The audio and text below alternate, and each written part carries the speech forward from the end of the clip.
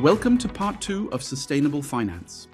In the first part, we set the stage. Now we get to the intellectual heart of the whole course, the tension between two ways of thinking about what a company and a financial system is actually for.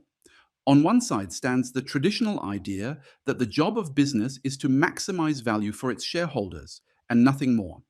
On the other stands the newer idea that firms and investors are responsible to a wider circle, society and the natural environment included.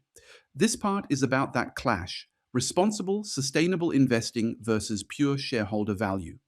To understand why the clash matters at all, though, we first have to understand the sustainability challenge itself. So that's where we begin. A brief note. If you find this material useful, subscribing is the easiest way to make sure the next videos reach you. Here's the roadmap for this part of the course. We start with responsible and sustainable investors. Responsible and sustainable investors set against shareholder value.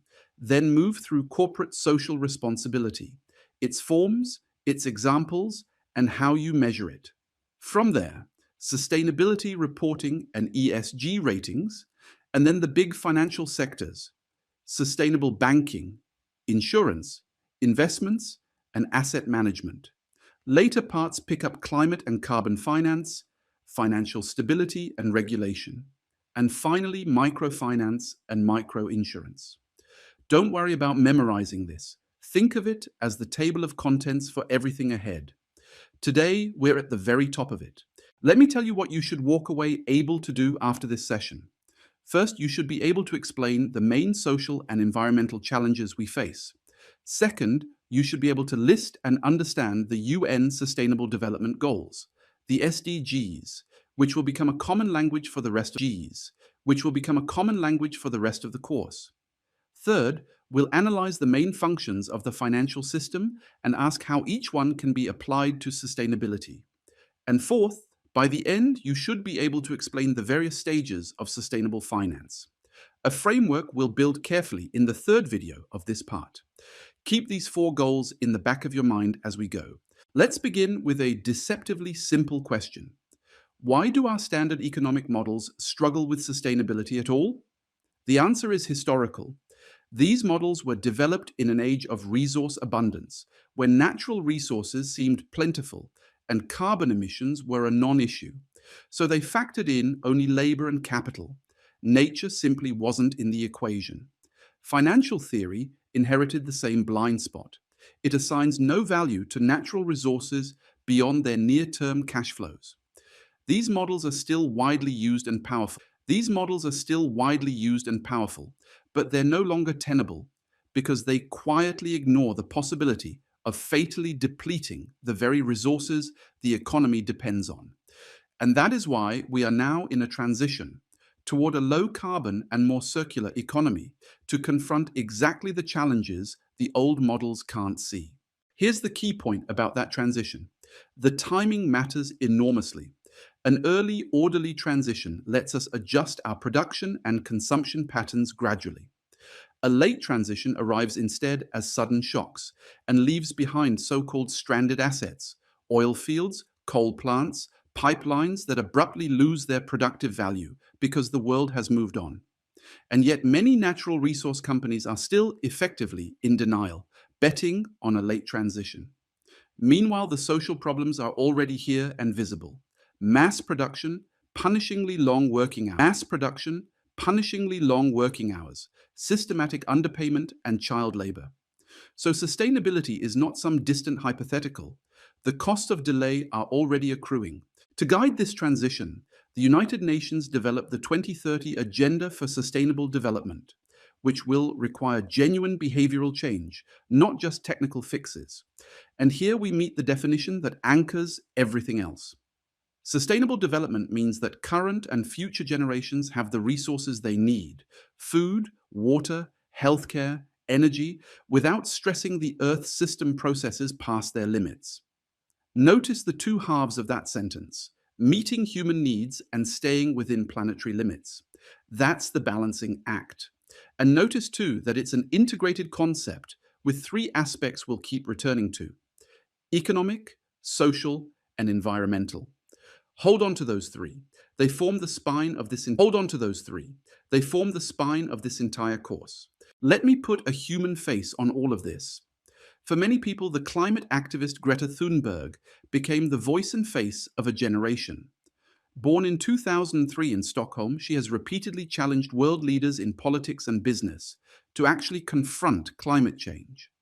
At the age of 15, she began what would become a worldwide movement, the Skolstrejk för klimatet, the school strike for the climate. Her protests started quietly outside the Swedish parliament in August 2018, and soon students from other countries joined in, what we now call the Fridays for Future movement. And here's why I show you this in a finance course. Business leaders and politicians realized more than ever that civil society has a powerful voice.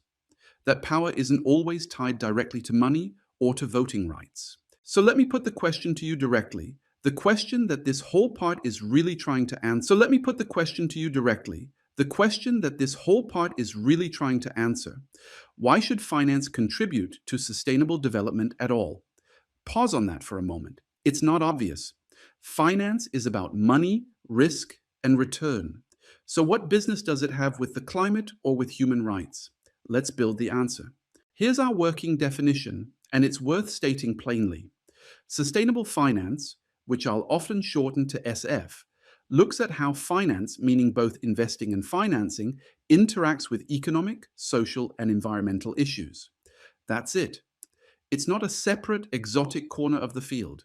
It's a lens laid over all of finance, asking how the money connects to those three dimensions. Everything else we do builds on this one sentence. You'll quickly notice that this field is drowning in terminology. Responsible investing, ethical investing, ESG investing, impact investing, responsible investing, ethical investing, ESG investing, impact investing, green finance, and on and on. This slide, drawn from Roncalli's 2023 lecture notes, lays out that thicket of terms. Here's my advice. Don't get lost in the vocabulary. Behind these many words sits essentially one concept, bringing sustainability considerations into financial decisions. The labels differ in emphasis and in marketing, but the underlying idea is shared. So let's answer that earlier question. Why should finance care? For good reasons, and they play to finance's genuine strengths. First, investors can exert real influence over the corporations they invest in. Second, long-term investors can steer companies toward more sustainable practices. Third, finance is genuinely good at something sustainability desperately needs: pricing risk for valuation. And fourth, finance is well practiced at dealing with uncertainty about the future, which is exactly what environmental questions are full of. Think of the uncertain impact of carbon emissions on the climate. Notice the deep affinity. Finance and sustainability both. Fundamentally, look at the future. That's why the two belong together. Let's dig into the historical roots a little more, because they explain the blind spots so well. Our economic models were shaped at the onset of the Industrial Revolution in the 19th century. Back then, labor and capital were the scarce factors worth optimizing, while nature and its services were treated as free, there for the taking. But the Industrial Revolution had profound effects far beyond the economy, on society and on the global ecosystem. Society became deeply dependent on fossil fuels and other non-renewable resources. Technologies built on fossil fuel, starting with the steam engine, enabled an unprecedented flood of consumer goods, which in turn spurred both economic and population growth. The engine that made us rich is the very engine now straining the planet. This slide captures the shift with a powerful image: the move from what ecological economists call the empty world to the full world. In the empty world, nature offered an apparent abundance of goods and services, and humanity was small relative to the planet. Then came technological advances dependent on fossil fuels and raw materials, driving massive production and consumption and rapid economic and population growth. And gradually, the world filled up. Humanity became large relative to the biosphere that contains it. Notice the reference at the bottom, the Club of Rome, and its famous 1973 report, Limits to Growth. One of the first great warnings that a full world behaves very differently from an empty one, and exactly where we go next. Let me now walk you through a short history. The cornerstones that built our modern understanding of sustainability. Think of the next few slides as a timeline, running from the first warnings in the 1970s through to the international climate agreements of our own century. Each one added a piece to the picture. We start in the early 1970s with the Club of Rome, the first private initiative to warn loudly that the Earth system simply could not support these rates of economic and population growth much beyond the year 2100. There's a short video linked here that's well worth watching. The club examined 5 basic factors that, in their interactions, limit growth on this planet: population increase, food production, the depletion of non-renewable resources, industrial output, and the generation of pollution. What made their work so influential was that they didn't look at these in isolation. What made their work so influential was that they didn't look at these in isolation.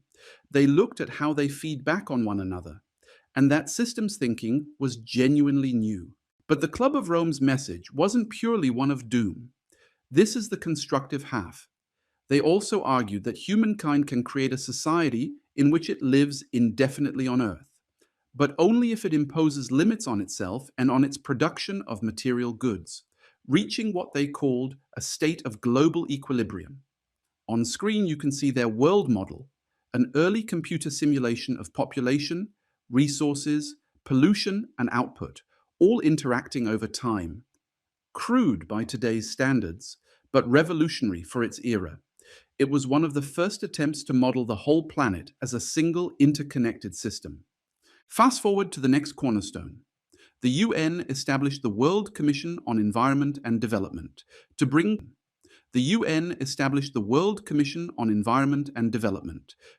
countries together to pursue sustainable development jointly.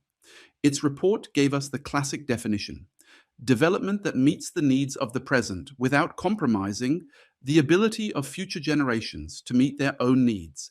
That single sentence is probably the most quoted line in the entire field, so it's worth committing to memory. The report also flagged climate change as one of the largest environmental risks facing society. And starting at the Earth Summit in Rio de Janeiro in 1992, the world created the United Nations Framework Convention on Climate Change, the UNFCCC, a treaty whose stated aim is to stabilize greenhouse gas concentrations in the atmosphere at a level that prevents dangerous human interference with the climate system. The parties to that convention have met almost every year since 1995 in